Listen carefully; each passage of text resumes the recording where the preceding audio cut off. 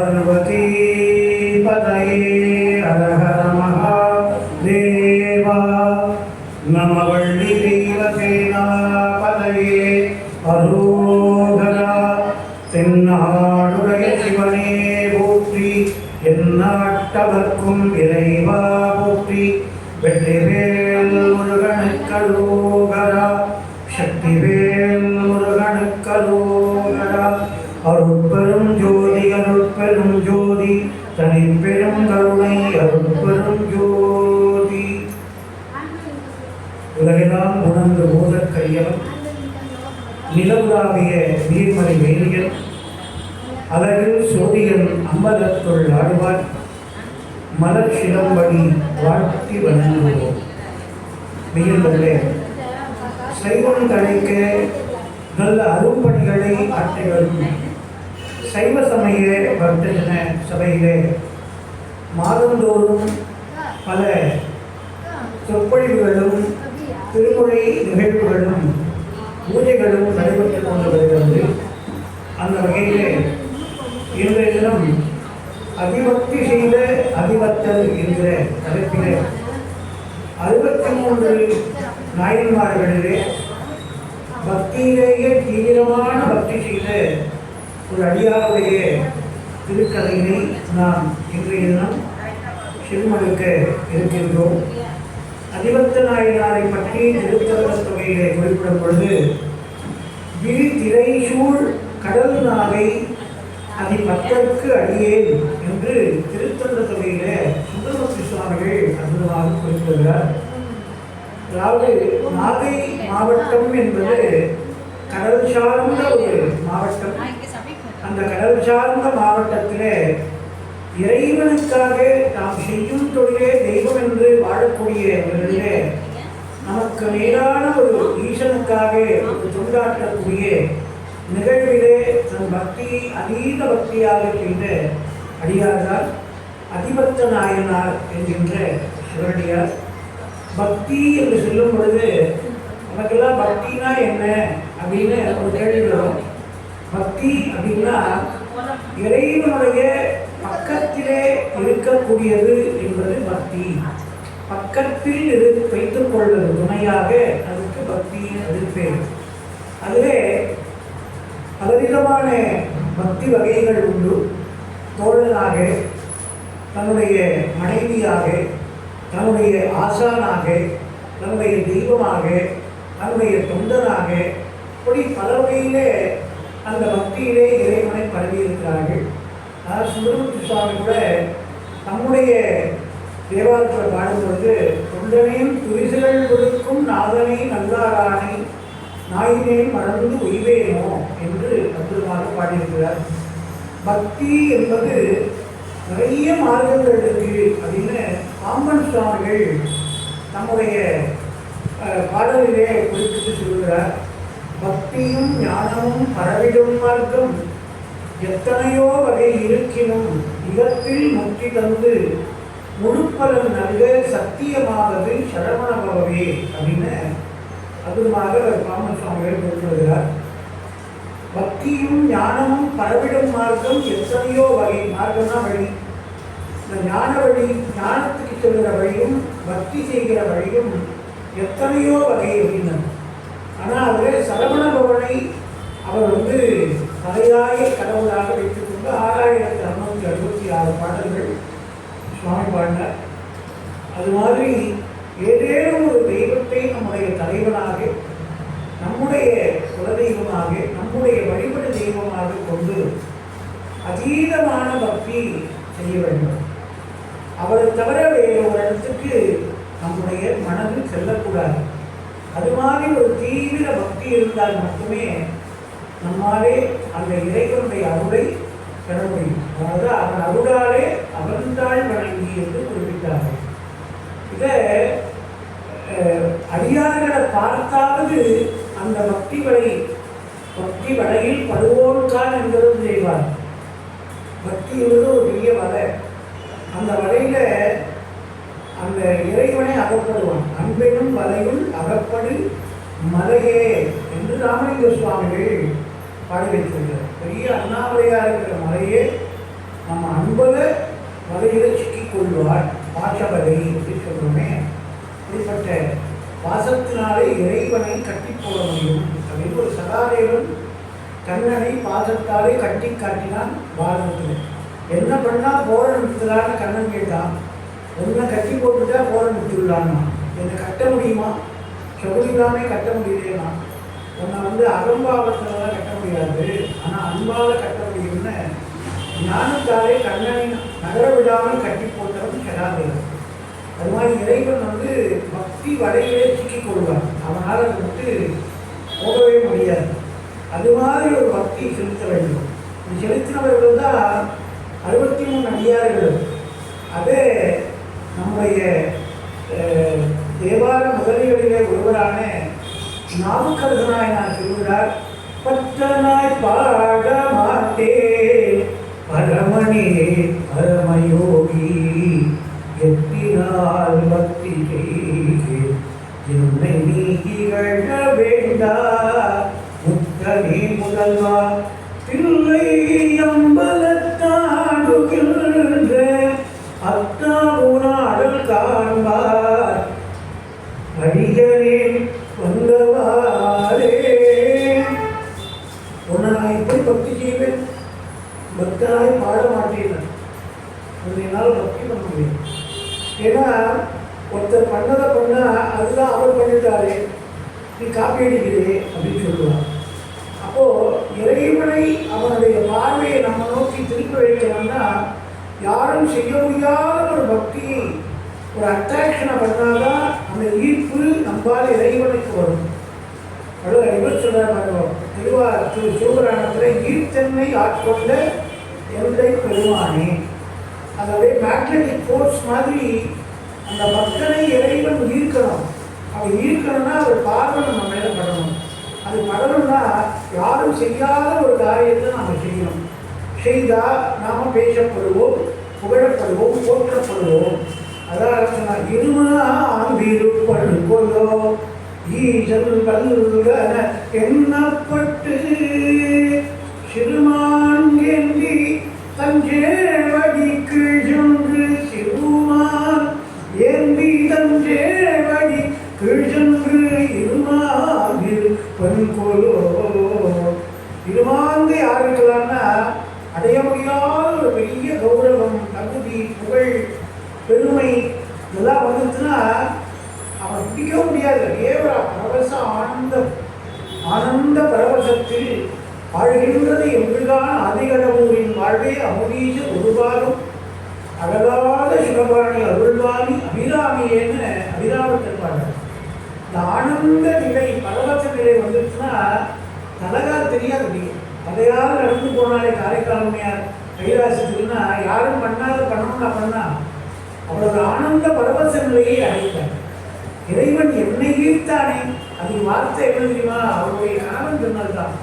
காரைக்காலமையாரோட கணவன் என்ன சொன்னார்னா, புனிதவதி நீ பேரால் மட்டும் புனிதவதி அல்ல, இறைவனே உனக்காக இறங்கி மாங்கனியை தருகிறான் என்று சொன்னால் நீ இறைவனால் ஆட்கொள்ளப்பட்ட புனிதவதி. அதனால இறைவனுக்கு சம்பந்தம் உடையவள் அப்படின்னா, ஞான சம்பந்தம் உடையவள்னா நான் வணங்கும் தெய்வம். ஆவுரித்து திருந்து உலகும் உலகரேன் அவர்களுடைய நாம் வணங்கும் கடவுளாரே என்று 7ஆம் திருமுறையில சுந்தரமூர்த்தி சுவாமி சொல்றார். கஷாப்பு கரையில் தினம் கறி வைக்கிறவனா இருந்தா கூட காலையில் ஊதுவத்தி கொடுத்து இறைவனுக்கு கண்ணப்பனாயினால் படைச்சா மாதிரி நானும் படைக்கிறேன்னு அவர் சிறு துண்டை எடுத்து வச்சு ஒரு தூக்கத்தை காட்டிட்டு வியாபாரத்தை ஆரம்பிக்கிறான் பாருங்க. அந்த பக்திக்கு இறைவன் என்ன பண்ணுறான்னா, அவன் செய்தது கொலை தொழில். பஞ்சமா பாதகத்தில் ஒன்று கொலை, கலவு, கருக்காமும், சூரியன், நஞ்சும் பஞ்சமா பாதகம். ஆனால் அதை அவன் வயிற்று படைப்பு தொழிலாக பண்ணும்போது அந்த தொழில் செய்யும் தொழிலை தெய்வம் இறைவன் அர்ப்பணித்துட்டா அதை இறைவன் அந்த பழியை ஏற்றுட்டு அவனுக்கு அருளை கொடுக்குறாராம். இந்த சுந்தரர் சொல்றார், ஆவுரித்து தின்று உடலும் புலையரேகம். அவ்வளவு கீழ்நலுக்கு இறங்கி போனா கூட, ஜீவகாருண்யம் இல்லாத ஒழுக்கம் இல்லாதவன கூட அவர்களிடையே நாம் வணங்கும் கடவுளாய் அவர்கள் கையெழுத்து கும்பிடுவேன். ஏன்னா அவன் காலையில் எழுந்து சிவனுக்கு ஒரு தூபத்தை போட்டுட்டு ஆரம்பிக்கிறான். அதைத்தான் இறைவன் பார்க்கிறான். அதை அப்பர் பெருமான் வாழ்ந்தார். பக்தராய் பாடமாட்டேன் பரமனே பரமயோகி எத்தினால் பக்தி செய்வது. ஒரு தூபம் போட்டு இறைவனை பிடிக்கிறான்னா கொங்குளியர்களை நாயனார் பண்ணி வச்சிருக்கார். ஒரு மலர் பணி செய்து இறைவனை பிடிக்கிறான்னா ஒரு முருகநாயனார் பண்ணி வச்சிருக்கார். ஒரு புல்லாங்குழல் இசையால இறைவனை வைக்கிறான்னா ஒரு ஆணாய நாயனார் பண்ணி வச்சிருக்கார். ஒரு வஸ்திரங்களை துவைத்து கொடுத்து அடியார் திருப்பணி செய்து இறைவனை ஆக்கிறார் ஒரு திருக்குறிப்பு தொண்டர் பண்ணி வச்சிருக்கார். ஒரு பூண்டலை அறிந்து கொடுக்கிறார்னா ஒரு அறிவட்டாய நாயனார் பண்ணி வச்சிருக்கார். ஆக எப்படி நான் செய்வேன், எதை பண்ணணும்னு நினைத்தாலும் அதை யாரோ ஒரு அதிகாரி சிவப்பணிக்காக பண்ணியிருக்கிறார். நீராக விளக்கேற்றுறான்னா நவீனம் பண்ணிருக்கோம். ஆக நாம புதுசாக எதுவுமே பண்ண போவதில்லை. எல்லாமே அடியார்கள் செய்துவிட்டு போகிறார்கள். அப்போ அந்த பக்திக்கு முன்னாடி என்ன போய் நான் பக்தன் சொல்லிக்க முடியுமா? அதனால சொன்னார் அவையடக்கத்தோட 81 வருஷ காலம் விழவார பணி செய்தவர் அவர். அவர் சொல்றார், பக்தனாய் பாடமாட்டேன் வெற்றினால் பக்தி செய்வேன். நான் பக்தனாக பாட மாட்டேன், என்னை பக்தனே சொல்லிக்க மாட்டேன், நான் எதாவது பக்தி செய்வேன். திருத்தொண்டு தொகையில் எழுதும்போதே அடியார்களுடைய பெருமையெல்லாம் ஒரு அடியில் சொல்லிட்டே வந்தார். இப்போ இந்த அதிபத்தனாயனார் பற்றி சொல்லும்போது கூட விரித்துறை விரித்திரை சூழ் கடல் நாகை அதிபத்தருக்கு அடியேன் அப்படின்னு எல்லாம் அடியாரும் பாடுறார். இதில் இந்த தொகையடியாரும் பின்னாடி பாடினார். திருத்தொண்டு தொகையில் 60 பேரை தாண்டி பாடினார். முதல்ல 60வது பாடினார் திருத்தொண்டு தொகை. அப்புறம் அவரை பெற்ற தாய் தகப்பனையும் சுந்தரமூர்த்தி சுவாமிகள் பாடினதுனாலையும் நம்ம 3 பேர் சத்துனா 63 அப்படின்னு நம்ம கொண்டாடணும். ஆனால் அவர் குறிப்பிட்ட அடியார்கள் 60 பேர் தான். அது பாடிய சுந்தரையும் அப்பா அம்மாவையும் சேர்த்து தான் 63 பேர். இந்த தொகையடியார் பாடுகிறார். அதில் பாடும்போது பக்தியால் பக்தராய் படிவார்கள் அடியாருக்கும் அடியேன், பரமனையே பாடுவார் அடியாருக்கும் அடியேன், சித்தத்தை சிவன்பாலே வைத்தாருக்கும் அடியேன், திருவாரூர் பிறந்தார்கள் அடியாருக்கும் அடியேன், முப்போதும் திருமேனி தீண்டுவாருக்கு அடியேன், முழுநீர் பூசிய முனிவருக்கு அடியேன், அப்பாலும் அடியார்ந்தார் அடியாருக்கு அடியேன், ஆரூரன் ஆரூரில் அம்மானுக்காடே அப்படின்பாடு. அப்படின்னா என்னன்னா, ஒரு பக்தராய் பாடுவார்கள். கோவிலுக்கு போகிறோம், நம்மளால என்ன பண்ணா கைகார் கூப்பி தொகீர் கடிமாமலர் தூவின்று பைமாய் வரம்பரை ஆர்த்த பரமனை கைகா கூப்பி தொழீர் மாயே வாழ்த்து கழுதாய் மதயானையின் புலி போத்து பேமாய் காற்றகத்தாடும் பிராந்தனை மாயே வாழ்த்து கழுதாய். ஒரு கையை தலைமையில குப்பி, சங்கரா நான் உன்னுடைய தொண்டனாக வந்திருக்கேன் அப்படின்னு கைகூப்பினால் கைதூக்கி விடுகிறவன் சங்கரன். சங்கரன் லோகசங்கரன். உணவும் கையை கூப்பினா கையை தூக்கி விடலாம். கைகால் கூப்பி தொழில் வாயே வாழ்த்து கண்டாய். யாராவது சம்போ மகாதேவானா அரகர மகாதேவன், நம்ம பார்வதி படையேனா அரகர மகாதேவன். இது பின்பாட்டுன்னு வேறு. முதல்ல சொல்லாட்டாவே யாராவது சொன்னால் எல்லாம் சத்தமாக கூட சேர்ந்துப்பா. நம்ம பார்வதி பதையே அப்படின்னா அரகர மகாதேவா. ஆனால் சில பேர் அதை சொல்ல கூட கூட்டப்படுவான். நம்ம சொன்னால் நாக்கு இழுத்துக்கிறோமோ பல்லு சுருக்கின்றோமோ இல்லை அடியேன்னு சொல்லலை. அது அபிலாபட்டர் அபிலாவின் அம்மை பதிகத்தில் பாடுறார். முன்பு ஓடுவார் தமது பின்போத நினைகிறேன் மோசமே போய்விடன்றேன், மைப்போதகத்திற்கு நிகரென போதொரு எருமைக்கடா மீதேயே மாவோர காலம் வரும்போது தமியே மனம் கலங்கி தியங்கும் அப்போது வந்து முன் அழுப்போது சுடரும் ஆதிகடபூரின் வாழ்வே அபுரீஷ குருகாலம் அகலாத சுகபாணி அருள்வாணி அபிராமியே பாடுவார். முன்பு ஓடுவார் தமது பின்போது வெற்றிவேல் முருகனுக்கு நான் அழகரோகரா சொல்லணும். சொன்னால வரமாய் வாயே வாழ்த்து கண்டாய். அப்படி சொல்ல வரலன்னா அது நம்ம பாட்டு இல்லை. நம்ம அதுக்கு தயார் ஆகலே, பக்தனாய் மாறவில்லை அப்படின்னு அர்த்தம். சிவசிவ என்கிற தீவினையால், சிவசிவ என்கிற தீவினையால், சிவசிவ என்கிற தேவதுமாவர், சிவசிவ என்கிற சிவகதியாகவேன் 10வது திருமணம் திருமந்திரமாக இருக்கிறார். யாரும் சொல்ல மாட்டாரா தீவினை அவனை விட்டு போகலன்னா சிவசிவான்னு சொன்னா சிவசிவான்னு சொல்ல வராது. ஒருவேளை மீறி சொல்லிட்டானா போலசா அந்த கூட்டத்தில் தானும் கலந்து சொல்லிட்டானா அன்னை வரையில செஞ்ச தீவினை தீர்ந்து போயிடும், மாடும். அதுக்கப்புறம் தொடர்ந்து அதை ஆத்த புனல் ஆத்தாடும் தீர்த்தம் அப்படின்னு அதையே போற்றி புகழ்ந்திருந்து பொய்கட்டு மெய்யானார் மீட்டிங்கு வந்து வினைப்பேறி சாராமே. எல்லா திருவாதிரத்திலே இருக்கு. அதனால திருவாதிரம் எனும் தேனது. அதனால அப்படி ஈர்த்து ஆட்கொண்டால்தான் தெய்வசமய பக்தர்கள் சபைக்கு வர முடியும். வந்தாலும் அவன் புகழை கேட்க முடியும், முழுஷா உட்காந்து சொல்ல முடியும். இதெல்லாம் 400 பேர்லாம் வரமாட்டாங்க, 4 பேர் தான் வருவாங்க. ஏன்னா அந்த இறைவன் அழைத்தாதான் வர முடியும். அப்படி அவன் அழைத்தால் பக்தராய் படிவார்கள் அடியார்க்கும் அடியேன், பரமனையே பாடுவார்கள் அடியார்க்கும் அடியேன், சித்தத்தை சிவன்பாலே வைத்தார்க்கும் அடியேன் அப்படின்னு திருநீர் பூசிய முனிவருக்கு அடியேன், அப்பாலும் அடிதாந்தார் அடியாருக்கும் அடியேன். இப்படி ஒரு சின்ன சின்ன விஷயங்கள் பண்ணால் கூட அந்த இறைவன் பக்தி என்கிற அந்த ஸ்ரத்தையிலே சேர்த்துக் கொள்கிறார். பக்தினா வேறு ஒன்றுமே கிடையாது, முயற்சி. நாம் எதெல்லாம் முயல்கிறோமோ அதுக்கு பக்தி அப்படின்னு பேர். அதுதான் முயலாமை கதைன்னு சொன்னாங்க. முயல் ஆமையை ரேஸ் போட்டி வச்சுக்குது, முயல் நல்லா வேகமாக ஓட முடியுது, ஆமை மெதுவாக தான் போகும். ஆனால் மெதுவாக போகிற ஆமை எப்போ சேருது, ஆமைக்கு அதுக்கு ஈக்குவலாக ஓடணும்னு வெட்டெடுத்து போகலான்னு உட்கார்ந்துது. ஆனால் அது மெல்ல ஊட்டு போய் அதனுடைய சேர வேண்டிய இலக்கே அதை அடைச்சிடுது. இதால் ஜெயிக்க முடியல அப்படிங்கும்போது முயல் ஆமை கதையும். உண்மையில் அதெல்லாம் ஒரு தத்துவ விளக்கம். முயல் ஆமை என்பது முயலாமை அப்படின்னா முயற்சி செய்யாமைன்னு அர்த்தம். முயற்சி செய்தால் யாராலும் இறைவனை அடைய முடியும்ன்றது தான் ஆமை கதை சொல்றது. நான் தினம் ஒரு ஸ்டெப் எடுத்து வச்சேன்னா கைலாசத்தை பார்க்க முடியுமான்னா ஒரு வாத்தியார் கேட்டார், கைலாசம் எவ்வளோ தூரத்தில் இருக்குடா அப்படின்னா, கூப்பிடு தூரத்தில் இருக்குது கைலாசம். வைகுண்டம் எங்கடா இருக்குன்னா கைக்கெட்ட தூரத்தில் இருக்கு கைலாசம், கூப்பிடு தூரத்தில் இருக்கு வைகுண்டம்னா அவர் பையன். வாத்தியார் கேட்டார், எப்படா அது அந்த காலத்தில் இதெல்லாம் ஒரு அளவீடு, கூப்பிடு தூரம் கைக்கெட்ட தூரம், இங்கே பக்கத்தில் போன் இருக்கிறது கைக்கெட்ட தூரத்திலே இருக்கே சார் அப்படின்னா. கூப்பிடு தூரம்னா அந்த வாசப்படிக்கிட்ட கூப்பிட்டா வந்து வாழை கூப்பிடுறது தூரம், இதெல்லாம் ஒரு அளவுகோடு. அப்போ சொல்லும் பொழுது கூப்பிடு தூரத்தில் வைகுண்டம் இருக்குது, கைக்கெட்ட தூரத்தில் கைலாசம் இருக்குன்னா எப்படா அதை சொல்கிறேன்னு கேட்டால் பையன் சொல்கிறா, மாரியண்டேயனை காலம் துரத்தின போது அவன் கைக்கட்ட தூரத்தில் இறைவன்றதுனால தானே கைலாசனான கட்டினா அவன் வந்து என்றும் 14 யோகத்தை பெற்றானா இல்லையா?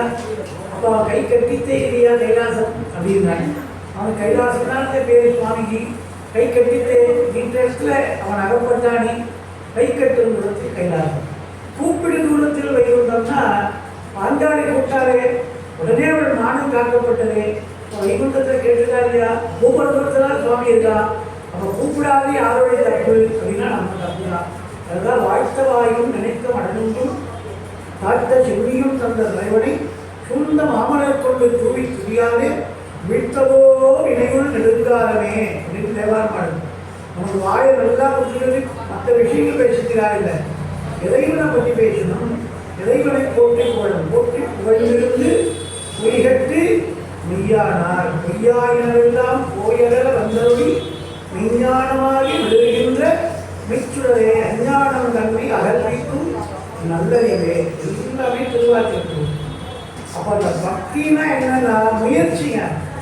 இறைவனை நான் எப்படியாவது பற்றுவேன், பற்றுக பற்றற்றால் பற்றினை அப்பற்றை பற்றுக பற்றுவிடற்கு.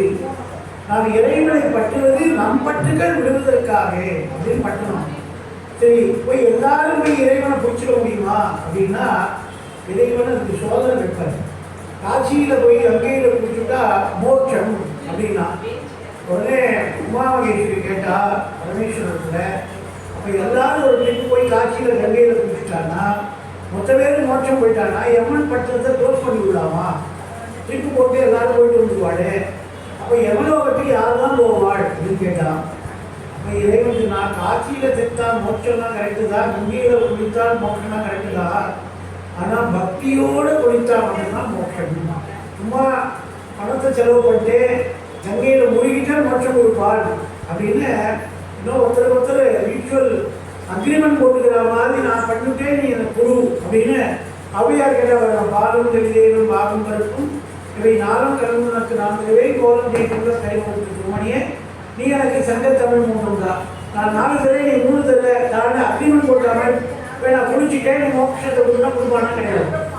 இது எப்படி புரிஞ்சுக்கிறது கேட்ட பொழுது அப்படி சொன்னால், நீங்கள் ஒரு வயசான கிழவரா வாங்கோ, அந்த தண்ணியில் அடிச்சுன்னு போகிறேன், நீ என்னை காப்பாற்றுன்னு சொல்லு, அதாவது அப்போ யார் என்னை காப்பாற்றுறாளோ அவள் மோட்சத்துக்கு போவாள். ஆனால் ஒரு வார்த்தை சொல்லு, பாவம் பண்ணாதவாதா அவரை காப்பாற்ற முடியும், இல்லைன்னா அவரோட சேர்ந்து நீங்களும் அடிச்சு போடுவேன், ஒரு வார்த்தை சொல்லணும். அதே மாதிரி சிவனாரும் பார்வதியும் ஒரு வயதான தம்பதியராக போய் சிவனார் கங்கையில் விழுந்து ஐயோ அவரை அடிச்சுட்டு போதே காப்பாற்றுன்னு கையை தூக்கினார். எல்லாரையும் காப்பாற்றுற ஈஸ்வரன், அவர் என்ன காப்பாற்றுன்னு பக்தரை சோதிப்பதற்காக, பக்தியை சோதிப்பதற்காக அந்த சோதனை நிகழ்த்தினார். உடனே பார்வதி ஒன்றும் தெரியாத ஒரு அப்பள பெண் மாதிரி கதறிட்டு ஐயோ என் வீட்டுக்காரர் அடிச்சுட்டு போதே அதே அந்த அறையிலேருந்து யாராவது வெளியே காப்பாற்றுகிறாரா, இந்த கோடிக்கணக்கான பேர் லட்சக்கணக்கான பேர் நீராட முடியலைன்னா உடனே எல்லாம் ரெடியானோன்னா ஒரே நிபந்தனை, பாவம் பண்ணாதவா ஒருத்தர் தான் அவரை காப்பாற்ற முடியும், பாவம் பண்ணிட்டா அவரோட சென்று உங்களையும் உறுத்தும் போடுவார் அப்படின்னா. இந்த குதிக்கணுன்றவெல்லாம் படப்படன்னு கரையேறிட்டான். ஏன்னா எல்லாரும் பயம் என்னன்னா, தெரிஞ்சோ தெரியாமலே ஏதாவது ஒரு பாவம் பண்ணாமையா இருப்போம். நம்ம சைவ தமிழ் சபையில் உட்காந்து சொற்பொழியும் கேட்டுருவோம், இது புண்ணியம். அப்போதான் மூக்கில் வந்து ஒரு கொசு சுராண்டு இருக்குங்க. உடனே நாம ஜீவகாருண்யம் பார்த்தாலும், எனக்கு அந்த தோட்டத்தில் வாழ்ந்த இடம் காளிகா தெய்வமணி மாலை ஆவியில் எல்லாத்தான் அன்பு செய்ய வேண்டும் எல்லாம் மனசுக்குள்ள தோன்றுது. ஆனால் அந்த கையை என்ன பண்ணணும்னா படாதமே ஒரு அடி அடிக்கும் இல்லையா? அது நம்ம பர்மிஷனாக கேட்டுருக்கு. எஜமானே நான் கொசு ஒன்று சுரண்டனே, நான் தான் மெய்காப்பாளன், இதை செக்யூரிட்டி பண்ணி உங்கள் மூக்கை காப்பாற்றுமான்னு நம்மளை கேள்வி கேட்டு அடிக்க போகுது. அது சொல்லாமையே அது வந்து உடுக்கை இழந்தவன் கை போல அவன் இடுக்கன் தலைவராக தான் வள்ளுவர் பண்ணார். ஆட்டோமேட்டிக்காகவே என்ன செய்கிறது பண்ணுறது. அப்போ பண்ணும்போது இங்கே உட்கார்ந்து கேட்கறது புண்ணியம், ஆனால் அந்த கை கொசு அடிக்கிறது பாவம். இப்போ தெரியாமையே ஒரு பாவத்தை செய்தோம் இல்லையா? இப்போ எல்லாருக்கும் பயம்னா பாவம் பண்ணாத நம்ம இருப்போமானா நம்மளை யோசிச்சு பார்க்கணும். அண்ணாலும் இருப்போமா, சரியாக பாவம் பண்ணிக்க மாட்டோமா? ரோட்டில் நடக்கிறோம் சார், நம்ம ஒரு எலும்பு ஓரமாக ஓடிட்டு இருக்கு, வண்டி இடிக்கிறாம ஒரு நாள் ஒதுக்கிறோம், அது மேலே வச்சுக்கிட்டாலும் எலும்பு சாகாத ஐயோ தெரியாமல் தான் ஏறினா நம்ம மேலேன்னு அது இருக்குமா? அது உயிர் போட முடியா? அப்போது தெரியாமல் எத்தனையோ பாவங்கள் பண்ணிட்டு இருக்கோம். இப்போ இந்த பாவங்கள்லாம் எப்படி தொலைக்கிறதுன்னு தெரியல, வழி தெரியல. அப்போ சொல்கிறார், பாவம் பண்ணாதவன்னா காப்பாற்ற முடியும்னா எல்லாம் கரையேறிட்டான். ஒரே ஒரு கஷாயக்காரன் தான். அவன் என்ன பண்ணா, என்னை கங்கையை அடிச்சுன்னு போனாலும் பரவாயில்ல, மனிதனுக்கு மனிதன் முதல்ல உதவி செய்யணும், இல்லைன்னா இந்த ஊர் எதுக்கு அப்படின்னு சொல்லிட்டு படாமல் பிடிச்சான். போனால் சின்ன பிடிச்சா நல்ல முடிக்க பிடிச்சி கரையேற்றினான்.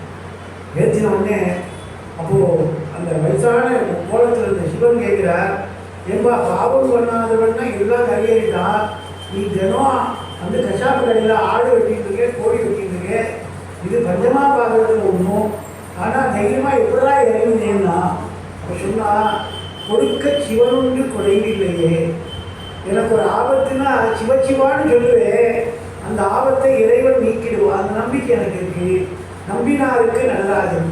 இன்னொன்று சொன்னால், கங்கையில் குளிச்சா பாவம் தீயும் சொல்லிருக்கு. நீங்கள் கதை சொல்லி நான் கேட்டிருக்கேன் சைவ சபை பக்தர்கள் சபையில் அருளாளர்கள் சொல்கிறாங்க. அப்போ கங்கையில் இறங்கிட்டா என் பாவம் தீர்ந்துருமே, அதுக்கப்புறம் ஏது பாவம், நான் தான் தூயவன் ஆகிடுவேன், காப்பாற்றினேன்னா. இந்த நினைப்பு மற்றவர்களுக்கு வரவே இல்லை இல்லையா? எல்லாரும் கங்கையில் குளிச்சா பாவம் போயிடும்னு படிச்சுட்டா கங்கையே வரா. ஆனால் இதில் குளிச்சுட்டா பாவம் போகுமா போகாதான்னு ஒரு டவுட்டோடு தானே எல்லாம் கரையேறினான். இப்போ நம்பிக்கை இல்லை, நம்பிக்கை இருந்தோம் நம்பிக்கை இல்லை. அதனால தான் அவளால் சிவனை பிடிக்க முடியல. ஒருத்தர் தான் அதை பிடிச்சான். அப்போ உயர்மை சொன்னா இவன் தான் அதிபக்தன், இவன் தான் அதீத பக்தி உடையவர். யாரும் செய்ய முடியாத ஒரு காரியத்தை என்னால் முடியும்னு முயற்சி செய்தானே அதுதான் பக்தி.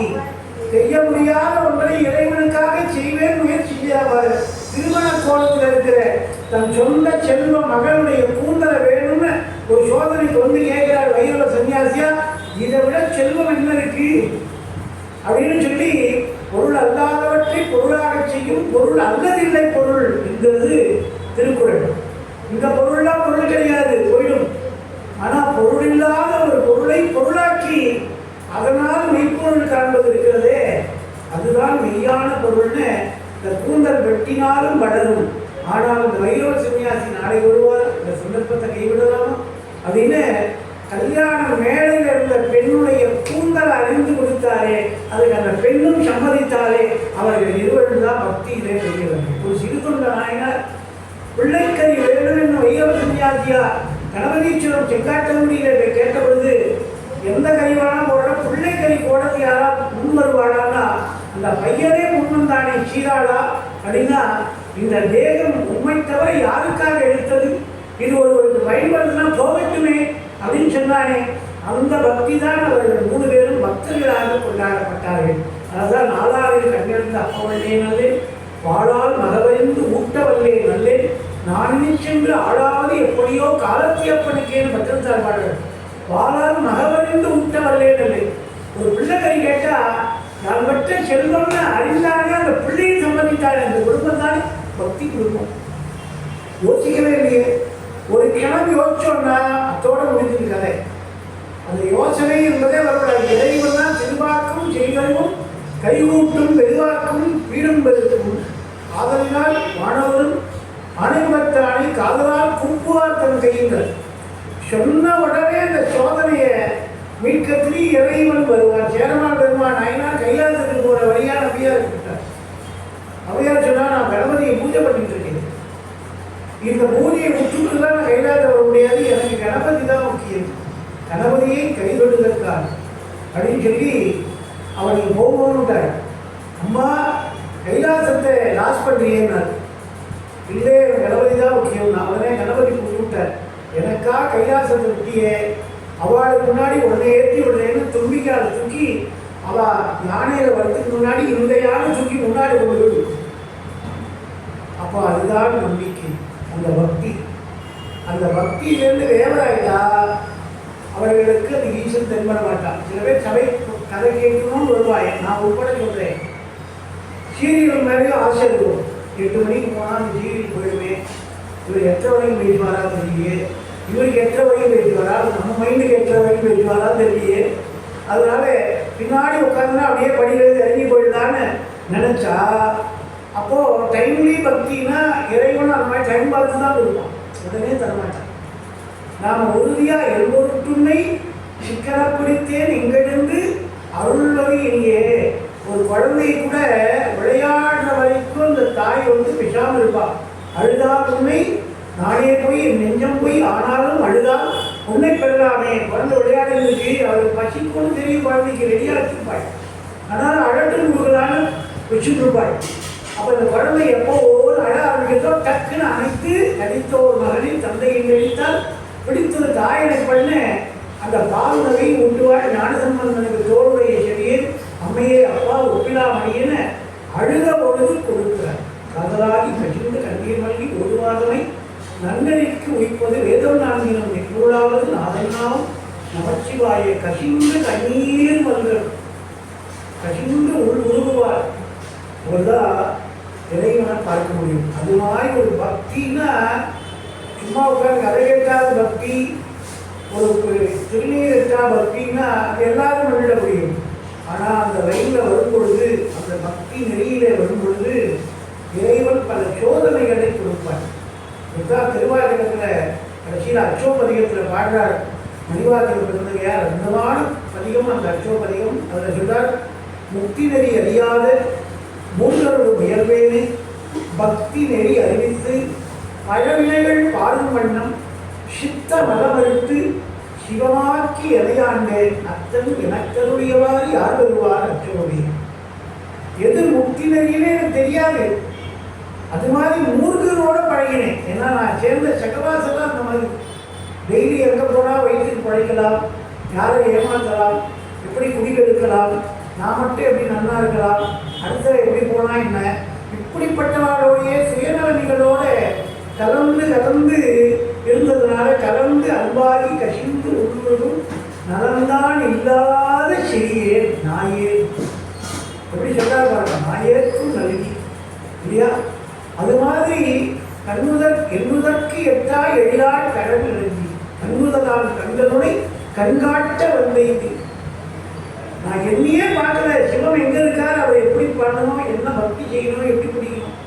ஆனால் எனக்கு ஒரு வழியை காட்டி ஈர்த்தென்னை ஆட்கொண்ட எந்தை கும்பார் மூத்தனை ஞானத்தால் உண்ணுணர்வார் தங்கருத்தி நோக்கரைய நோக்கிய நுணுக்கரைய நுண்ணுணர்வை அவர் புரிஞ்சுக்க முடியாது, அளவிட முடியாதவனவன் அங்குங்கினாதபடி நீக்கவன் நிறைந்த ஆனந்த வழிபூர்ணம். அப்பேற்பட்ட ஒரு ஹரியாருடைய பக்தியை தான் பார்க்க போகிறோம். மண்ணி நீடிய செங்கதிரவன் வழி மரபின் தொன்மையா முதற் சோழத்தம் குலத்துரிமை பொன்னி நாடெனும் கற்பக பூங்குடி மலர்மேல் நன்மை சார்ந்தது நாகப்பட்டின திருநகரம். அதாவது தாய்நாள் சொல்றார், மூர்த்தி தலம் தீர்த்தம் முறையாய் அப்படின்றவருக்கு வார்த்தைகளில் நட்பு வாய்ப்பும் பராபரமே அப்படின்னு சொல்றார். ஒருத்தருக்கு குரு மூலம் தான் நிறைய அருள் கிடைக்கும், நேரம் கிடைக்காது, குரு மூலம் தான் கிடைக்கும். அதனாலதான் குருமூர்த்தியும் தியான மூலம் குருமூர்த்தியும் பூஜா மூலம் குருபதம் மந்திர மூலம் குருவாக்கியம் மோட்ச மூலம் குரு கிருபா அப்படின்னு குரு தியான ஸ்லோகம் சொல்லணும். ஒரு தியானம் கை கூடனாலும் குரு வேணும், மோட்சம் கை கூடனாலும் குரு வேணும். அந்த குரு மூலம் தான் வரும். அப்போ அந்த மூர்த்தி தலம் தீர்த்தம் இந்த மூணு வேணும்னா அதுக்கு என்ன பண்ணால் தல விசேஷம் இல்லாம தலை விசேஷம்னா சோழ நாடு. சோழ நாடு சோறு உடைத்து நல்ல சாப்பாடு, அள்ளம் பாலிக்கும் தில்லை சிற்றம்பலம் பொன்னம் பாலிக்கும் மேலுமி பூமிசை என் அன்பாலிக்கும் மாறுகள் தேன்புற இன்னும் பாலிக்கோ மோகி பிறவியே. தேவாரம் புறான் சொல்லுது, சாப்பாடு கொடுக்க சிவனுண்டு குறைவில்லையே கட்டுகிறார்கள். பசினா பசித்தால் முகம் பார்த்து இறங்கும் பண்பை கொடுன்னு அந்த பாட்டத்தில் வள்ளலார் கேட்கிறார் தீவனி மாலையில். ஈயென்று நான் ஒருவருக்கு இல்லாத சொல்லாத இயல்பும் ஈயென்று என்னிடம் இடு என்கின்ற போது அவருக்கு இல்லை என்று சொல்லாமல் இடுகின்ற சிரமம் தருவாய்னு தெய்வனி மாலையில் கேட்டவர் வள்ளலார். நான் போய் ஒருத்தர்கிட்ட ஈயும் பல்லை அடிச்சுட்டு ஒரு 10 ரூபா மாசத்தில் நகர்ந்துக்குவான் கையேற்றக்கூடாது. முருகா எனக்கு 2 வரும் ஒன்று, நான் ஒருத்தர்கிட்ட இதை விட்டு அதை ஒன்றும் கேட்கக்கூடாது. ஏற்பது இகழ்ச்சி அப்படின்னா ஒன்றைக்கிறார், கை நீட்டக்கூடாது. அதே சமயம் எங்கிட்ட யாராவது தாவே ரொம்ப பசியாக இருக்கேன் என்ன இல்லைன்னு சொல்லுங்க. இல்லாமை சொல்லி ஒருவரும்பால் இழிபட்டு செல்லாமை நினைவுகளே நித்தம் எழுதவை கல்லாமை கற்ற கைவரும்பால் ஒரு வாரத்திலும் செல்லாமை வைத்த திருவிளையாடலும் சிறப்பிங்கள். வாயில இல்லைன்ற வார்த்தை யாருக்கு வராதுன்னா அம்பலவாணன் அடிபட்டினவர்களுக்கு வரவே வராது. இல்லைன்ற வார்த்தையே வராது. நிறைய போன் எடுக்கும்போது அதுக்கு இல்லை இதுக்கு இல்லை அப்படின்னு இல்லைன்னா அவன் இதை பாட்டு பாடுவோம். அது மாதிரி சொல்லக்கூடாது. இல்லை இல்லைன்னா எல்லாமே போடும். இந்த வார்த்தைக்கு ஒரு பவர் உண்டு. அப்போ இந்த சோழ நாடு சோறு வைத்து அங்கே போனீங்கன்னா ஒருத்தர் வீட்டுக்கு இருந்தாலே அதிர்ச்சி சம்ஸ்காரம், வாங்க உட்காருங்க சாப்பிடுங்க, என்ன சாப்பிடுங்க, நன்மை செய்யக்கூடிய நாடு. அதில் நீர்வளம் நிலவரம் நிறைந்த நாகப்பட்டினம் நாகை மாவட்டம். அது சொல்லும் பொழுதே திருத்தொண்டு தொகையில் திருத்தொண்டர் புராணத்தில் சேர்க்கிறார். அழகாக சொல்றார், நன்மை சார்ந்தது நாகப்பட்டினம் திருநகரம்னு. திருநகரம்னா இறைவன் வசிக்கின்ற ஊர் தான் திருநகரம் பேர். இல்லைன்னா அது பெரு நரகம்னு பேர் இல்லையா? நரகத்துக்கும் நகரத்துக்கும் ஒரே ஒரு பதத்தை திருப்பி போட்டால் போதும். ஆனால் திரு இருந்தால் அது நகரம், இல்லைன்னா அது நரகம் அப்படின்னு பேர். அதனால் கோவில் இல்லாத ஊரில் குடியிருக்க வேண்டாம் சொல்ற. அண்ணனும் திருநகர்மரன் கலைக்கடல் விளிம்பில் பன்னெடும் திரை நுரை தவழ் பாங்கலின் ஞாங்கல் மண்ணு தொன்மையின் வலை மலர் துணவில் மலிந்த தன்னை வாழ் குடி விளைந்தது கடல் முளைப்பாடி. முளைப்பாடினா பரதவர்கள் என்கிற செம்படவர்கள், மீனவர்கள், கடலும் கடல் சார்ந்த இடமும் அப்படின்னு 5 வகை நிலங்களிலே அதை சொல்வார்கள். கடல் சார்ந்த நிலம் அப்படின்னு. அப்படி அந்த கடல் சார்ந்த நிலமாக இருக்கக்கூடிய அதற்கு முளைப்பாடி அப்படிங்கிற முறைகள் அங்கங்கே அகழிகளை ஏற்படுத்தி இருக்கக்கூடிய ஒரு பாடி. பாடினா மலர் படிந்து இருக்கக்கூடிய இடத்துக்கு பாடி அப்படிங்கிற. இதோட பாடின்னு ஒரு ஊர் இருக்குது நம்ம சென்னையிலேயே, அம்பத்தூர் பக்கத்தில். அங்கே ஒரு தேவார தலம் இருக்குது, குருஸ்தலம், திருவலிதாயம் அப்படின்னு பேர். குரு பேர் இப்போதான் சமயத்தில் நடந்தது. திருவலிதாயம் பாடியில் தான் இருக்குது. இந்த போய் திருவலிதாயத்தில் குருஸ்தலம் இருக்குது. அது மாதிரி பாடினா பாடி பரவுபவர்கள் மட்டுமில்லை, பக்தியினாலே ஒன்று கூடி இறைவனுக்கு தொண்டு செய்வர்கள் நிறைந்த இடத்துக்கு பாடி இருக்கிறது. இப்போ நுழைப்பாடினா பரதவச்சேரி சொல்ல, சேரினா சேரும் இடம் பேர். அப்போ எல்லாரும் பரதவர்கள் எல்லாம், செம்படவர்கள் எல்லாம், செம்படவருடைய மகளை திருமணம் பண்ணுறதுக்காக தான் பீஷ்மர் அந்த கௌரவர் முதன்மையாக தோன்றினவர், சந்தனு மகாராஜாவுக்கு முதல்ல தோன்றினவர். தன்னுடைய அப்பாவுடைய ஆசைக்காக பிரம்மச்சரியத்தை மேற்கொள்வேன்னு சொல்லி அப்பாவுக்கு அப்புறம் அந்த அரசுரிமை எனக்கு வேண்டான்னு விட்டு கொடுத்ததுனால அவர் பெருமை இன்றைக்கும் பீஷ்மருடைய பெருமை பேசப்படுதுன்னா, அவர் செம்படவர் மகளுக்காக, தன் தகப்பனார் ஆட்சிக்காக தன்னுடைய அரசுரிமையை தொடர்ந்தார். அதனால கங்கையே இறைவனுடைய மனைவி கங்கை. அந்த கங்கையே அவருக்கு ஒரு விட்டு கொடுத்தாள். வரம் என்னன்னா, நீ நினைத்தாதான் உனக்கு மரணம் வரும், இல்லைன்னா வராது அப்படின்னு மரணத்தை வென்றவர்கள் வரிசையில் பீஷ்மகன் அப்படின்னா மரணத்தை வென்றவன். பீஷ்மகன்றதான வரத்தை கொடுத்தார். இப்போ செம்படவர்கள்லாம் யாருன்னா சிவனை சார்ந்தவர்கள் அப்படின்னு தெரிஞ்சுக்கணும். ஏன்னா அந்த கடல் என்கிற செல்வத்தை இறைவன் கொடுத்துருக்கா. அந்த செல்வத்தையே தினம் நாடுகிறவர்கள், இறைவனை தொழுகிறவர்கள். கடலில் தான் சூரியனே பிறக்கிறான். அலைக்கடலிலே தோன்றுகிறவன் ஆதித்யன். இந்த சூரியன் தான் நாம் கண்காணும் முதல் தெய்வம். அப்போது அந்த சூரியன் யாருன்னா உதிக்கின்ற சிங்கதில் உச்சித்திலகம்.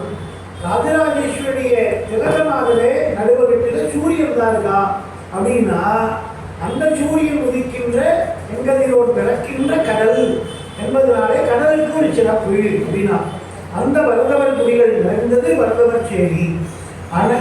அணையதாகிய அன்னுரை பாடியில் மனை வலமொழி நுழையது தன் குலத்தில் வந்தவர் புனை இளம்பினை முடியவர் அடிகொண்டு புரியும் வினை விளங்கிய அதிபத்தர் என நிகழ் மேலார் என்று குறிப்பிடுகிறார். அந்த வரதவர் குடியில அதிபத்தர் என்கிற ஒரு நாயனார் தோன்றினார். இவர் எதனால அதிபத்தர்னா, மற்றவர்கள் செய்யக்கூடிய பக்தியை விட அதீதமான பக்தி செய்ததுனாலே இவர் அதிபக்தர் அப்படின்றதான. அதிபக்தர் தமிழ்ல பக்தர்னா, சமஸ்கிருதத்தில் பக்தர்னு பேர். அதீதமான பக்தி செய்ததுனால அதிபக்தர். அது அழகா சொல்றார். புனை இளம்பிரை முடியவர் அடிக்கொண்டு புரியும். இளம்பிரைனா 3வது பிறை. அப்பதான் கண்ணுக்கு தெரியுது. 3வது தான் கண்ணுக்கு தெரியும். 3வது பிறையாகிய இளம் கீற்றை தன்னுடைய செஞ்சடா அடவி மேல் ஆற்றை பணியை இதழியை துண்டியை அம்புலியின் கீற்றை புனைந்த பெருமான் குமாரன் கிருபாகரன்னு சந்திரலங்காரத்தில் அருணகிரியா பாடுறார். அந்த கீற்றை புனைந்திருக்கிறார் இறைவன். அப்பேற்பட்ட ஆற்றோடு தும்பை அணிந்தாடும் அம்பலவன். அந்த இளம்பிறை முடியவருக்கு அடித்தொண்டு புரியும். திருவடிக்கு புண்ணியம் செய்கிறவர்கள். புண்ணியம் செய்வாருக்கு பூண்டு நீருண்டு அண்ணல் அருகண்டு அருள் புரியானுக்கும் எண்ணிரி பாவைகள் என்கிற ஈசனை நன்னறியாமல் நடுவகின்றாரே என்று பாடுகிறார். அப்படி திருமூலனார் திருவடி இறைவனுடைய பாதம். அதனால அந்த பாதத்தை கண்டவர் யார் இருக்கிறார்? மாலோடு நாரணன் காணா மன்னமும் உள்ளது நீர் என்று திருநீற்றினுடைய விளக்கத்தை பாடுகிறார். அப்பேற்பட்ட பாதம் தேடி கண்டு திருமாலோடு நான் முகனூர் தேடி தேடோனா தேவனை என்னுள்ளே தேடி கண்டு கொண்டு நாராயணனும் பிரம்மாவும் தேடியே கிடைக்காத மாலரியா நான்முகன் தேடிய பாதம் இறைவனுடைய பாதம். அதை நான் கண்டேன் ஒரு பக்தராய் பாடுகிறான்னா பக்தருக்குத்தான் இறைவனுடைய பாதம் கிடைக்கும். திருவடி புகழ்ச்சினே வள்ளலாக ஒரு பிரபந்தம் பாடுகிறார். திருவருட்பாத ஒரு நூல் பாடுகிறார். அதில் திருவடி புகழ்ச்சி சொல்றார். இங்கே அடியார் உள்ள என்று தேடி அங்கே அருள் கொடுக்க எழுந்தவரும் மண்மை பதம். சைவ சமய பக்த சபையில் என் அடியார்கள்லாம் உட்கார்ந்து என்னுடைய பெருமையை என் அடியார் பெருமையை கேட்கிறான்னா இறைவனுடைய திருவடி எங்கே இருக்கும்னா சைவ சமய பக்த சபையில் இருக்கும் அப்படின்றார். எங்கே அடியார்கள் உடல் என்று தேடி அங்கே அருள் கொடுக்க எழுந்தவரும் மண்மை பதம். அதாவது இறைவன் பாதத்தை பிடிக்கிறவர்கள் யாரோ அங்கதான் இறைவனுடைய பாதமும் இருக்கும் அப்படின்னா. அப்படி புனையினம் நிலை முடியவர் அடிகொண்டு புரியும் வினை விளங்கிய அதிபத்தர் என நிகழ் மேலோர்னா. திருவடின்றது கீழே இருக்கு, ஆனா அதை பிடித்தவன் என்ன பண்றான்னா மேலேற்றி காக்கிறான் பெருமாள். நாம கீழே தாழ்ந்து திருவடியை பிடித்தா அவன் தனக்கு மேலேற்றி இறைவன் காப்பாற்றுகிறான் என்று சொல்றார். இளம்பிரை சந்திரனை முடியில் சூடிய அடியவருக்கு அடித்தொன்றும் பெற்றால் அதிபத்தர் என்கிற மேன்மை உடையவன் என்று தெரிவிக்கிறார். மருதவர் சேரியில அந்த மீனவர்கள் செம்படவர்களுக்கெல்லாம் இவர் தான் தலைவராக இருந்தார். எப்படி ஒரு கண்ணப்பனாயினார் தின்னனா பிறந்த பொழுது அவப்பா நாகன் தலைவராக இருந்தாரோ அந்த வேடர்களுக்கு, அது மாதிரி இந்த அதிபத்தனாயினார் தலைவராக இருந்தார் செம்படவர்களுக்கு. அப்போ அவர்கள்லாம் ஒரு திருவிழா மாதிரி கடல்ல இறங்கி கடலில் நாகக்கண்ணின்னு கடல் அன்னையை வணங்கி தான் இந்த கடலுக்குள்ள ஓடம் செலுத்துவார்கள். அப்போ செலுத்தும் பொழுது மீன்பிடி திருவிழான்னு ஒரு திருவிழா நடத்துவார்கள். அது நடத்தும் பொழுது அதில் யார் முதல் வலை வீசது அப்படின்னும் பொழுது அது நடக்கும். அப்போது எப்படி ஒரு கிராமத்தில் ஒரு கிராமத்து கோவில் நடக்குதுன்னா ஊர் பெரியோர் கூடி அந்த திருவிழா நடக்கும் பொழுது அவர்கள் முன்னிருந்து அவர்கள் துவங்கி வைப்பாங்க. அதுக்கப்புறம் தான் அந்த திருவிழா ஸ்டார்ட் ஆகும். இது ஊர் மரியாதைன்னு பேர், பெரியோர் மரியாதைன்னு பேர்.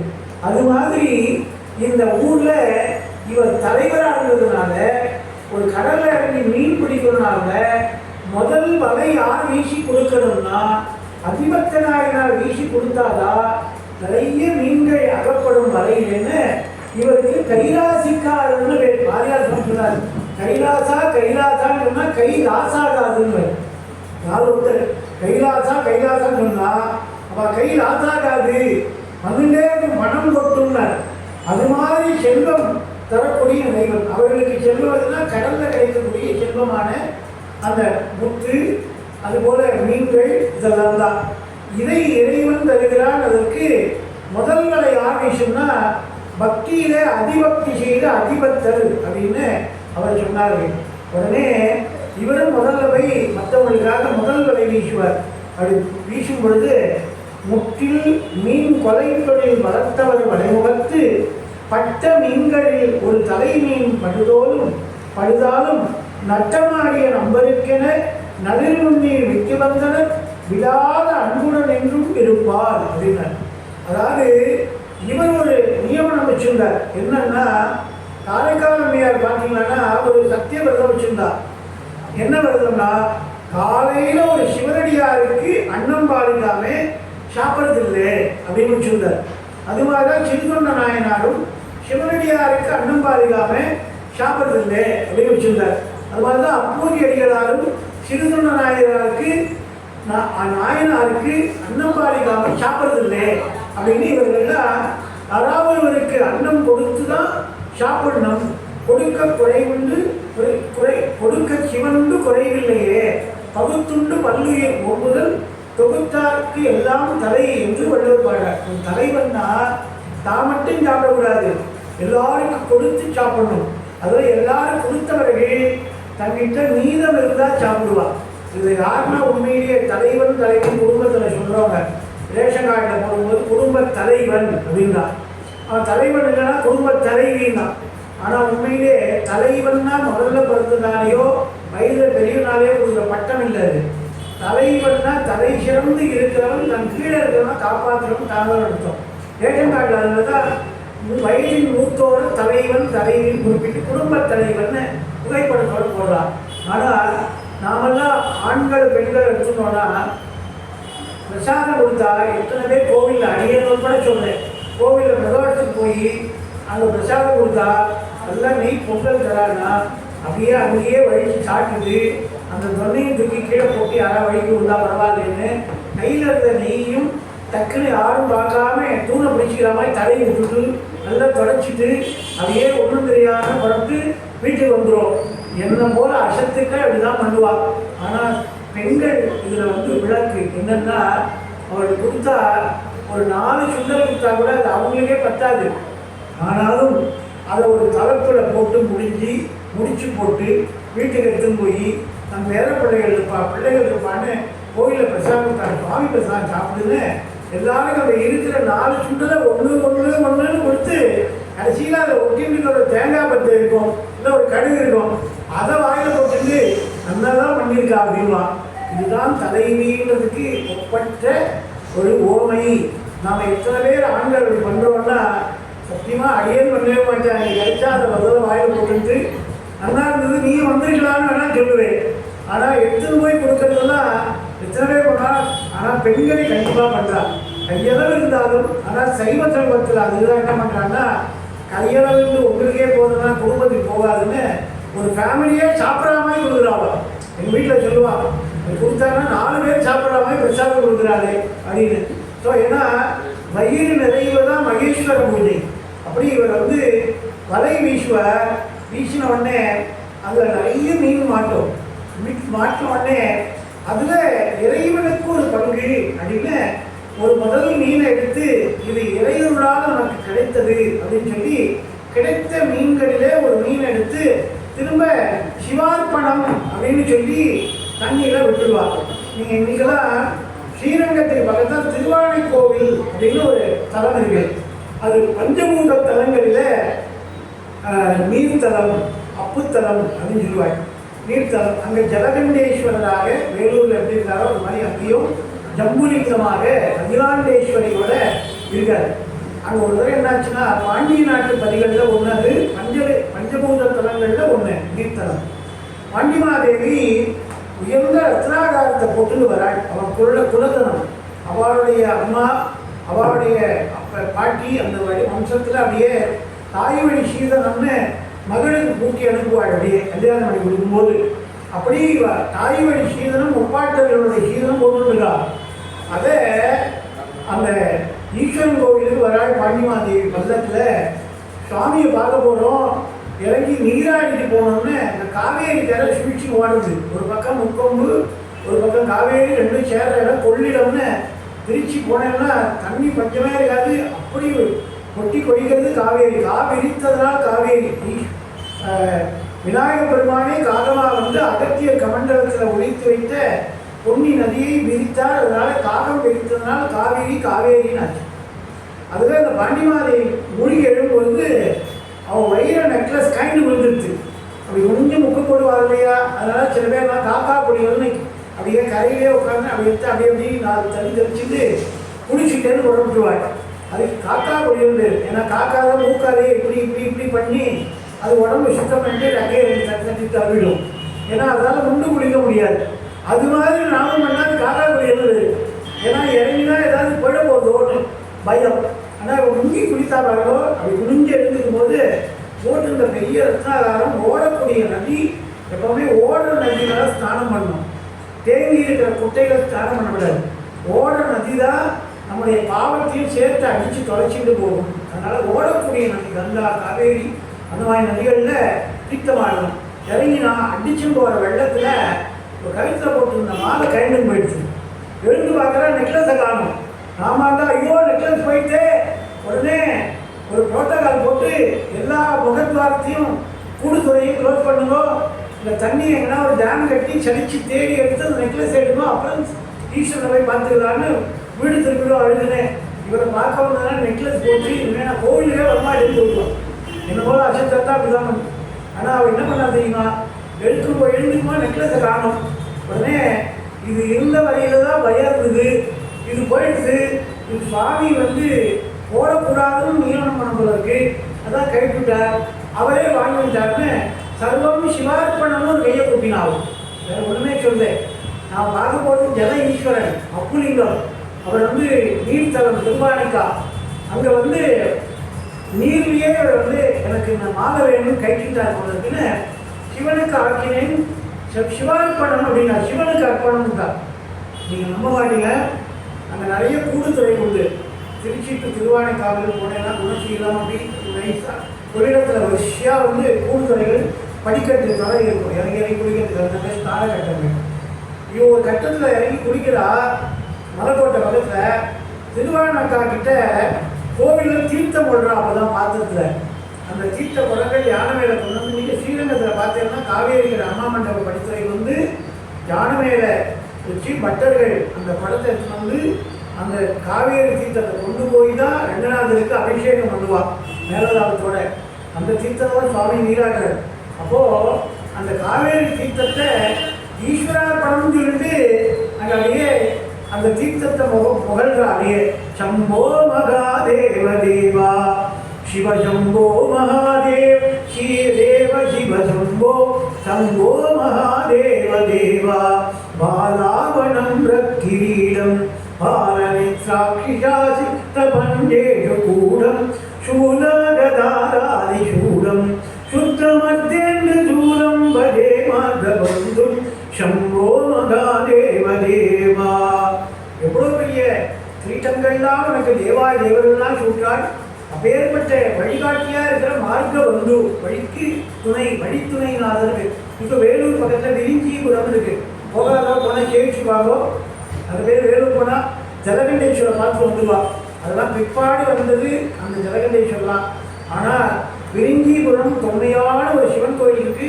பெரிய கோபுரத்தோட அங்கே தீர்த்தங்கள்லாம் விசேஷமுடையது. அங்கே நிறைய பேர் போய் பார்த்துக்க மாட்டா. அங்கே இருக்கிற பேர் அவங்களுடைய பேருன்னா வழித்துணைநாதன் பேர், மார்கபந்தீஸ்வரர்னு பேர். வேலூர் போனால் கண்டிப்பாக பார்த்துவாங்கோ. விரிஞ்சிபுரம் மார்கபந்தீஸ்வரர் வழித்துணை பயந்த தனி வழிக்கு துணை வடிவேலும் செங்கோடம் மயூரவுமைன்னு இந்த தண்ணி மொழா வாழ்வா. நீ சம்போ மகாதேவா சிவார்ப்பணம்னா யாருக்கும் தெரியாமல் இந்த கைண்ட நெக்லஸ் இந்த தீர்த்தவரத்துக்குள்ள போயிட்டு எவ்வாறும் தத்பவத்தீர்ந்து வேதம். இவன் கரையேறினா நேர சிவன் கோயில் போனால் அந்த சுவாமிக்கு அபிஷேகம் நடக்குது. அப்படி நடக்கும்போது உடனே பிரம்மமுராரி சுராட்சிதலிங்கம் निर्मलवाठितशोभितलिङ्गं जन्मदुःखविनाशकलिङ्गं तत्प्रणमामि सदा शिवलिङ्गम् अट्टधरोपरिवेष्टितलिङ्गं सर्वसमुद्भवकारणलिङ्गम् अट्टधरीद्रविनाशकलिङ्गं तत्प्रणमामि सदा शिवलिङ्गम्. நம்முடைய தோஷம் போனனாலும் பரமேஸ்வரன் தான் அனுகிரகம் பண்ணோம். நமக்கு செல்வம் சேரனாலும் பரமேஸ்வரன் தான் அனுகிரகம் பண்ணும். எல்லாமே அவன்தான். அவன் அருளாலே அவன்தான் வணங்கி இல்லையா. பல்லோரும் எத்த பணி சொல்லிய பாட்டின் பொருளுணர்ந்து சொல்லுவார். செல்வ ஜீவனத்தின் உள்ளார் திருவடிக்கு பல்லோரும் எத்த பணிந்து. ஒரு பாட்டுடைய பொருளை செய்வ சமயத்தை பக்தி சபையில் உட்காந்து நீ ஒரு 1 hour கேட்டுக்கிறதுனா நீங்கள் அடுத்து உட்கார இடம் எதுவாக இருக்கணும்னா சிவனுடைய சன்னிதானத்தில் திருவடிக்கு போய் உட்கார வேணும். இந்த உயிர் போன பிறகு நமக்கெல்லாம் சிவ சாயுஜ்யம் என்கிற அந்த முக்தி பேர் சிவன் அடியில் போய் உட்காருவோம். அப்போது இவாள்லாம் பக்தராய் பணிந்தவர்கள் எப்படி பக்தர்களையெல்லாம் திருத்தொண்டர் பணிந்தாரோ அந்த வழியிலே நம்மையும் சேர்த்து பணிவார். எப்படி வாரியார் சுவாமியை அவரையும் ஒரு 64வது நாயன்மார்னு வச்சு கொண்டாடுவோம் இல்லையா. அது காரணம் என்ன? அவர் எல்லாருக்கும் பக்தி விதையை விதைத்தார். அதனால பக்தர் நெஞ்சிலே நீங்காத இருந்ததுனால அவரை அதாவது இறைவனோடு ஒன்றானதுனால இறைவன் நிலையிலே வைத்து இறைவனாகவே அவர் நாயன்மாராக நாம் பார்த்த வாரியார் சுவாமிகளை கொண்டாடுறோம். அப்படின்னா அவருக்கு அந்த அபிஷேகம் பண்ணா கண்ணும்போது பார்த்தா தீர்த்த குளத்திலிருந்து இவர் அப்படியே பார்க்கிறா. பார்க்கும்போது அந்த எந்த மாலையை சிவார்ப்பணம்னு விட்டாலோ அந்த மாலை கரெக்டாக ஈஸ்வருடைய கழுத்தில் அப்படியே விழுது. அப்படியே விழுந்த உடனே கண்ணால ஜலத்தை விட்டு ஐயா இது என்ன ஒரு பெரிய மிராக்கிள், அற்புதத்தை காட்டிட்டீரே, நான் கழுத்திலேருந்து கைண்டமாக எப்படியும் போனது அது ஈசனை காக்குவோமேன்னு சர்வம் சிவார்ப்பணம்னு சொன்னேன். ஆனால் அதை நீ மெய்ப்பிப்பதற்காக அந்த பொருளை உன் கழுத்தில் சாத்தி காட்டினியே அப்படின்னு சொல்லி மெய்மறந்து போனாள். அது மாதிரி இவர் எடுத்த மீனில் நட்டமாடிய நம்பருக்கென நலிர் முன்னீர் விட்டு வந்தனர் விடாத அன்புடன் இருப்பான் தான். அதாவது மீனை பிடிச்சது நிறைய பிடித்தார், பெரும் கூடை. ஆனால் அதில் ஒன்றை எடுத்து விட்டார். ஆனால் விட்டது மீன் விடாதது அன்புன்னு பாடுறார் சேக்கிழார் பெருமான் திருத்தொண்ட புராணத்தில். அவர் விட்டது பிரசாதம், ஈஸ்வர பிரசாதம், ஈஸ்வரனுக்கு பிரசாதம். ஆனால் விடாதது இறைவன் பால் வைத்த அன்புன்னா. உடனே பக்கத்தில் சொன்னால் கூட நிறைய மீன் கிடைச்சா கூட தான் ஒன்று விடலாம், கூட நிறைய கிடைச்சா கூட ஒன்று விடலாம். ஆனால் குறைச்சலாம் கிடைச்சா விடுவாரா, ஒன்றே ஒன்று கிடைச்சா விடுவாரா, ஒன்றுமே கிடைக்கலாம் விடுவாரா அப்படின்னா புறம்பேச ஆரம்பித்தார்கள். உடனே அதை இவருடைய பக்தியை மெய்ப்பிப்பதற்காக மறுநாள் என்ன பண்ணார், ஒரே ஒரு மீன் அகப்படுற மாதிரி பண்ணார். எப்போவுமே நிறைய கிடைச்சா ஒன்று தான் கிடைச்சா தருவியா அப்படின்னு கேட்டவர் வாய் அடைக்கிறதுக்காக ஒரே ஒரு மீன் கிடைக்கிற மாதிரி அவர்கள் ஏன்னா பாட்டுவித்தால் பணிகிறேன், பணிவித்தால் பணிகிறேன், ஊட்டுவித்தால் உண்கிறேன்னு அடியேனால் ஆவதென்னால் வெள்ள பெறுவான். அது மாதிரி வாகுகே வலை நாளொன்றின் நீ ஒன்று வரினும் ஏகநாயகத்தம் கடற்கெனவிடும் இப்பல்வால் ஆகும் நூல்கள் நாள்களில் அநேக நாள் அடுத்துற மீனென மேக நீர்படி வேலையில் படவிட்டு வந்தனன் அப்படின்னு 4003வது பாடல்ல திருத்தொண்ட புராணத்தில் பாடுறார். சரி, ஒரு நாள் ஒரு மீன் வந்தது, இன்னைக்கு நாம் பட்டினி, பேசாத நாளெல்லாம் பிறவாத நாளே அப்படின்னு நம்முடைய அருளாளர்கள் பாடிவிட்டார்கள். இறைவனை பேசுகிற நாள் தான் எனக்கு வாழ்ந்த நாள், இல்லைன்னா அது என்னுடைய லைஃப்பில் ஒரு நாள் வீணாக போச்சுன்னு எடுத்துக்கோங்க, நான் பிறந்திருக்கவே வேண்டாம், அது மாதிரி வேஸ்டட் நாள் அப்படின்னு சொல்கிறார். அது மாதிரி ஒரு மீன் கிடைச்சிது, அந்த ஒரு மீனை ஈசனுக்கு ஆக்கினார். அவனும் ஒருவன் தானே, ஒன்றவன் தானே, இரண்டவன் இந்தருள் நின்றவன் மூன்றினுள் 4 உணர்ந்தான், 5 உம்பச் சென்றன், 6 விரிந்தான், 7 உம்பச் சென்றனன், தான் உணர்ந்திருந்தான் எட்டேன்னு திருமந்திர மாலையில் 2வது பாடல். ஒன்றவன் தானே, இறைவன் ஒருவன் தான், ஒன்றே குலம் ஒருவனே தேவனும் நன்றே நினைவின் நமரில்லை என்பதும் திருமந்திர மாலையிலே ஒரு பாடல். உலகத்தில் நமனை வெல்லக்கூடிய ஒருவன் உண்டு என்றால் அது ஈஸ்வரன். ஈஸ்வர சர்வபூதானாம். ஆக இந்த மீனை ஒன்று தான் கிடைச்சதுன்னா அவரும் ஒன்று தான், கிடைச்சது ஒன்று தான், நானும் ஒன்று தான், எனக்குள்ளே ஈசன் இருக்கிறார். அதனால அவருக்கு கொடுத்தா என் பசி ஆறும்னு சொல்லி அவருக்கு கொடுத்தார். கொடுத்த உடனே இறைவன் பார்த்தார், ஒரு நாள் பட்டினி கொடுத்துப்பேன், தொடர்ந்து உன்னை பட்டினி போட்டா என்னடா பண்ணுறேன் பார்க்கலான்னு தொடர்ந்து ஒரு வாரத்துக்கு ஒரு மீனாவே கிடைக்கிற மாதிரி பண்ணார். உடனே மக்களால் வெறுத்து போச்சு, அது அவருக்கே ஆகலை, ஒரு மீன் கிடைக்கிறது, அதையும் நோக்கி கடவுளை ஈசனுக்காக சர்வம் சிவார்ப்பணம் விட்டுறாரு. இவரோடு நான் போகவே கூடாது மீன் தொழிலுக்குன்னு சொல்லி பல பேர் உடம்பு சரியில்லை, ஜுரம் வந்துடுது, மூக்கு ஒழுகிறது, எதையோ சொல்லிட்டு வைத்த வலிக்கிறதுன்னு அப்படியே நின்றுதான். நின்ன உடனே தனியாக போகிறார். போனால் ஒரு மீன் தான் கிடைக்குது. நீ எத்தனை பேர் கூட்டிட்டு இருந்தாலும் ஒன்று தான், தனியாக இருந்தாலும் ஒன்று தான். உடனே அப்போ கவலையே படல, இத்தனை நாள் இத்தனை பேர் கூப்பிட்டு பட்டினி போட்டதை விட நீ நான் மட்டும்தானே பட்டினி, இறைவனை சாப்பிட வச்சேனே, அந்த பார்த்தால் பசி தீரும் இப்போ பேர் வச்சா பாருங்க. இதுதான் அடுத்தவர்களை உண்ண வைத்தால் நம் பசி தீர்ப்பான் அவன். அடுத்த குழந்தையை ஊட்டி வளர்த்தால், ஊரா குழந்தையை ஊட்டி வளர்த்தால் தன் குழந்தை தானே வளரும் மூத்தோர் மொழி. அது மாதிரி ஈசன் தாக்கினார். இவருக்கு பசின்றதை வரவே இல்லை, ஈசன் பசியாற்றி இருந்தார். பசியில் பார்த்தார், ஓஹோ நீ ஒருவேளை சாதாரண மீன்றதுனால தூக்கி போட்டுல, உனக்கு பசினா நீ சகித்து கொள்கிறாய், ஆனால் விலை உயர்ந்த ஒரு மீன் இது கிடைச்சா லைஃப்பில் செட்டில் ஆகிடலாம் அப்படின்ற மாதிரி கிடைச்சா அதை எனக்கு கொடுப்பியா அப்படின்னு இறைவன் சோதிக்கணும்னு நினச்சா. அதுதான் சொல்றது, இறைவன் கொடுத்தாலும் குறைவர கொடுப்பான், தடுத்தாலும் இறைவன் குறைவர தடுப்பான். நீ என்னதான் ஆச்சு உனக்கு எனக்கும் பார்த்துடலாம் அப்படின்னு தொடர்ந்து சோதனை பண்ணுவான். ஆனால் அந்த சோதனை தாங்கி ஈசனை மறவாது இருக்கிறவன் தான் வெற்றிப்படிகள் ஏறுகிறார். அந்த வகையில் என்ன பண்ணார், மீன்களை பெருகு உணர்வுணவில் மிகுவரும் செல்வம் தான் மறுத்தலை உணவின்றி அருங்கிடை சார்ந்தும் பான்மை பற்றியும் வருந்தலர் பட்ட மீன் ஒன்று மான் மறி கரத்தவர் கரற்கென விட்டு வந்தாள் அப்படின்னு அவர் என்ன பண்ணார், ஒரு தங்க மீன் கிடைக்கிற மாதிரி செய்தார். கோல்டன் ஃபிஷ் அப்படின்னா இது வெறும் கலரில் மட்டும் கோல்டன் ஃபிஷ் இல்லை, அது பணத்தாலும் கௌரவத்தாலும் மதிப்புடைய மீன். அது கொடுத்தா கோடிக்கணக்கில் ஏலம் போய் கேட்டு வாங்குற அளவுக்கு அவ்வளவு பெரிய ஒரு மீனாகவும் தங்கமாகவே ஒரு மீனாகவும் கிடைக்கும்படியாக செய்தார். ஒரு மீன் டாலர் தங்கத்திலேயே கிடைக்கிறது அப்படின்னா அதை எடுத்து விட வருமா மனசு அப்படின்னா, அப்படி விதமான கட்சி காலத்தில் சோதிக்கிறதுக்காக அவர் உழவார பணி பண்ண திருக்குளத்தை செக் பண்ணிடுகிறார்.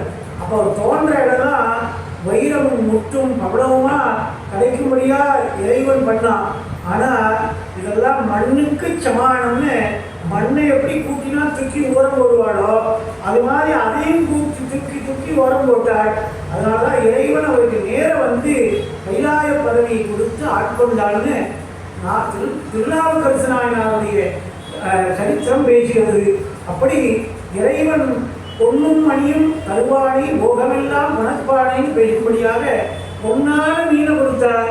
உடனே பொன்னான வாழ்வு மண்ணாகி போனாலும் பொன்னார் மேனியை மறவேன்னு அதையும் தூக்கி சர்வார்ப்பணம் தர்மம் சிவார்ப்பணம்னு ஒப்புட்டார். தன் உடல் தளர்ந்த போதும் சிவத்தொண்டிலே தளர்ந்த, வறுமை வந்த போதும் செல்வத்தை பார்த்து மயங்குற இவருடைய அந்த மலையில தங்க மீன் கிடைக்கும்படியாக ஆன நாளொன்றில் ஒவ்வொரு மீனும் அங்கொழித்து தூ நிரப்ப சுணம் கனக நச்சுடர் நவமணியால் மீன் உறுப்புடன் அமைத்துள்ள அடங்கலும் விலகம் பான்மை அற்புதப்படி தொண்டிடு வலைப்படுத்தார்னு 4006வது ஸ்லோகம் பெரிதாக இருந்தது, தங்கமாக இருந்தது. இதை யாராய் விடுவாளான்னா ஈசனுக்கே என்று எடுத்து விட்டார்கள். உடனே விளையூர் பாகனாக ஈசன் வந்து தோன்றினார் என்று மற்றொரு எம்பும் ஏழுசி தொண்டன் உன் திரற்றுடன் நவமணி பொழிந்து நீ உறுப்பால் ஒன்றும் மற்றது என்னை ஆளுடைய வர்க்கமும் சென்று பொறிகடல் சேர்கன திரையெடுத்திருந்தார். அகில லோகமும் பொருள் முரக்காவினும் அளவில் புகழும பெரும்பற்றினை புறையற எறிந்த இகழில் மெய் திருத்தொண்டர் முன் இறைவர்தாம் விடைமேல் முகில் விஷுங்குடை அணைந்தரன் பொழிந்தனர் முகைப்பூனா கற்பக மலரை சொல்லிக்கலாம். இந்த கற்பக தருவது நினைத்தாலே நினைத்த செல்வத்தை கொடுக்கும். அப்பேற்பட்ட மலர்களை இறைவனே வானோர்களெல்லாம் சொல்லும்படியாக மாதூபாகனாக விடையின் மேலே தோன்றி பக்தர்களிலே நீ அதிபக்தி செய்த அதிபக்தன் அப்படின்னு சொல்லி உன்னை நினைப்பவர்கள் உன் சரித்திரத்தை கேட்பவர்களுக்கு கூட வீட்டிலே தானிய தனம் என்கிறதான அந்த செல்வங்கள் நீங்காத செல்வமாக நிறைந்திருக்கும். அரிசி பருப்பு தானியங்கள்லாம் ஒருத்தர் கடைசி மாத கடைசி ஒரு டம்ளர் அரிசி கொடுங்கோ அப்படின்னு கேட்கும் நிலையவர்களுக்கு வராது. அப்படி ஒரு சிறந்த செல்வத்தை தனம் தானியம்னு சொல்லக்கூடிய ஐஸ்வர்யத்தோடு செல்வத்தையும் தருவேன். அடியார் பெருமையை கேட்டால் அரண் மகிழ்ந்து அளவர கொடுப்பான் அப்படின்னு இந்த சரித்திரத்தை யாரெல்லாம் நீங்களாம் கேட்டீங்களோ பஞ்சநாதனம் எழுந்தன அதிபத்தர் பணிந்தே அஞ்சலி கரம் சிறமிசை அணைந்து நின்றவரை நஞ்சு வான்மணி மிதத்தவர் சிவலோகம் நன்னித்து அஞ்சிறப்புடை அடியார் வாங்குற தலையளித்தார். உடனே இந்த விடைமேல சிவனை பார்த்தோடனே அப்படியே தலைமையில கையை கூப்பினார். தலைகேணி வணங்காய் தலைவானை தலைக்கு அணிந்து தலையானே வலிதேனும் தலைவனை தலையே நீ வணங்காய் கண்டார் காண்பின் கடோ கடல் நஞ்சுண்ட கண்டம் தன்னை எந்தோள் வீசி நின்றாடும் பிரான் தன்னை கண்டார் காண்பின்களோ. அப்பா நான் என்ன ஒரு பெரிய பக்தி பண்ணிட்டேன். நான் பிடிச்ச மீன்ல ஒரே ஒரு மீன் அல்ப மீன் அதை எடுத்து தூக்கி விட்டேன்.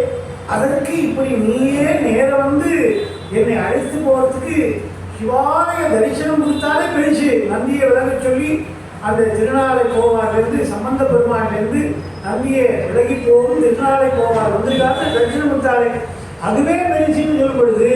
ஆனால் நந்தியின் மேல் வந்து சிவலோக தரிசனமே ஒருத்தர் தரார்னா அதுபோல ஒரு பக்தி செய்தவர் தான் அதிபத்தவர் அதிபத்தர் அதீத பக்தி செய்த அதிபத்தர் அவரை நெஞ்சால நினைந்த உங்கள் குடும்பங்கள் எல்லாம் நீங்காத செல்வம் நிறைந்து நீங்கள் சிவலோகம் சென்று சேரும்படியான மெய்ஞான வாழ்வை சித்திக்கப்படுவீர்கள் என்று இறைவனுடைய அடிக்கு மங்களம் பாடி நிறைவு செய்வோம். வாழ்கவே வாழ்க என் நன்றி திருவடி, வாழ்கவே வாழ்க மதமதுத்தான் பதம், வாழ்கவே வாழ்க மெய்ஞானத்தவம் தாள், வாழ்கவே வாழ்க மதனிதார் பாதனே நம பார்வதி பதையே.